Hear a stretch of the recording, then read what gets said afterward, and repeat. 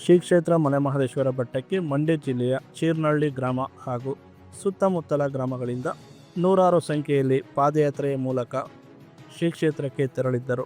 ಮಂಗಳವಾರ ರಾತ್ರಿ ತಾಳು ಬೆಟ್ಟದಲ್ಲಿ ವಾಸ್ತವ್ಯ ಹೂಡಿ ಬುಧವಾರ ಬೆಳಗ್ಗೆ ತಾಳು ಬೆಟ್ಟದಿಂದ ಮಲೆಮಹದೇಶ್ವರ ಬೆಟ್ಟಕ್ಕೆ ಪಾದಯಾತ್ರೆಯ ಮೂಲಕ ಹೊರಟಿದ್ದ ಪ್ರವೀಣ್ ರವರ ಮೇಲೆ ಚಿರತೆ ರಂಗಸ್ವಾಮಿ ಒಡ್ಡಿನ ಸಮೀಪ ದಾಳಿ ನಡೆಸಿದೆ. ಜೊತೆಯಲ್ಲಿದ್ದ ಸ್ನೇಹಿತರು ಚಿರತೆಯನ್ನು ಓಡಿಸಲು ಎಷ್ಟೇ ಪ್ರಯತ್ನ ಪಟ್ಟರೂ ಅರಣ್ಯದೊಳಗೆ ಎಳೆದುಕೊಂಡು ಹೋಗಿದೆ. ಪರಿಣಾಮ ಪ್ರವೀಣ್ ಸ್ಥಳದಲ್ಲಿಯೇ ಮೃತಪಟ್ಟಿದ್ದಾರೆ. ಘಟನಾ ಸ್ಥಳಕ್ಕೆ ಮಲೆಮಹದೇಶ್ವರ ಬೆಟ್ಟ ಪೊಲೀಸ್ ಠಾಣೆಯ ಇನ್ಸ್ಪೆಕ್ಟರ್ ಜಗದೀಶ್ ಹಾಗೂ ಸಿಬ್ಬಂದಿಗಳು ಭೇಟಿ ನೀಡಿ ಮೃತ ಶವವನ್ನು ಅರಣ್ಯದಿಂದ ರಸ್ತೆಗೆ ತಂದಿದ್ದಾರೆ.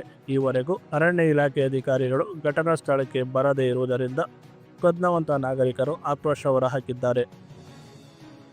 ಮಲೆಮಹದೇಶ್ವರ ಬೆಟ್ಟಕ್ಕೆ ಪಾದಯಾತ್ರೆಯ ಮೂಲಕ ತೆರಳಿದ್ದ ಪಾದಯಾತ್ರಿಕರ ಮೇಲೆ ಚಿರತೆ ದಾಳಿ ನಡೆಸಿದ ಪರಿಣಾಮ ಸ್ಥಳದಲ್ಲಿಯೇ ಮೃತಪಟ್ಟಿರುವ ಘಟನೆ ಜರುಗಿದೆ. ಮಂಡ್ಯ ಜಿಲ್ಲೆಯ ಚೀರ್ನಹಳ್ಳಿ ಗ್ರಾಮದ ಪ್ರವೀಣ್ ಚಿರತೆ ದಾಳಿಗೆ ಮೃತಪಟ್ಟ ಮಲೆಮಹದೇಶ್ವರ ಭಕ್ತರಾಗಿದ್ದಾರೆ.